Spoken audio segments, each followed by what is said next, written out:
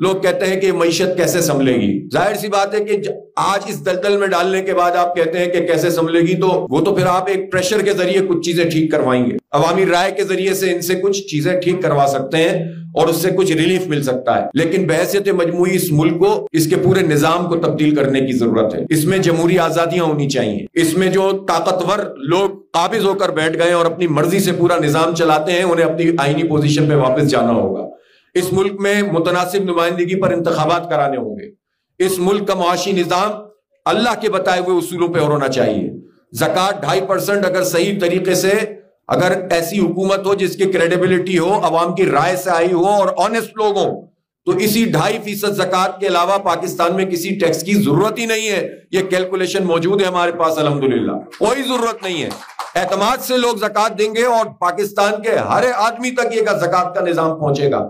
اور اسی طرح سے جو ہے یہ جو چنگل ہے نا, اس کے بھی ہم بہت زبردست ورکنگ کر رہے ہیں. جماعت اسلامی میں ابھی اس وقت ہم اس پر بھی کام کر رہے ہیں کہ اکانومی کی سائٹ پر صنعت کار اور تاجر, آئی ٹی, اس میں جو ہے وہ ہم بہت اپنے ایکسپرٹس کے ساتھ ہم اس وقت ہماری بات چل رہی ہے, ورکنگ گروپ بنے ہوئے ہیں.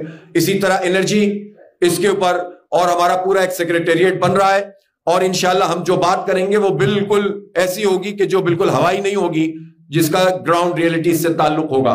سولوشن بھی دیں گے اس قوم کو, لیکن سولوشن کو سامنے رکھ کر بڑی جد و جہد کرنی ہے. صرف جماعت اسلامی نے جو بنو قابل پروگرام شروع کیا ہے, یہ آئی ٹی کا, یہ ہم نے کراچی سے سٹارٹ کیا تھا.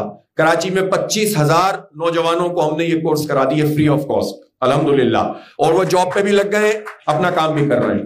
اب لاہور میں کیا, پہلا مرحلہ ختم ہوا, دوسرا مرحلہ کلاسز چل رہی ہیں, آپ لوگوں نے تعاون کیا, اور اسی طرح پورے پاکستان میں یہ شروع کر رہے ہیں. پھر ٹیچرز کو ٹرین کریں گے جو اسکولوں میں پڑھاتے ہیں. یہ ایک ریولوشن ہے جس کو ہم نے سامنے رکھ کر اپنے حصے کا ہم کام کر رہے ہیں. لیکن کچھ بھی ہو, پارٹی ہوتی ہے. اصل میں جو وسائل حکومت کے پاس ہیں, ریاست کے پاس ہیں, جو ہمارے ٹیکسوں کے پیسہ ان کے پاس ہے اور ان کی شاہ خرچیوں میں لگ رہا ہے, وہ ہمارے قوم کے بچوں پہ لگنا چاہیے.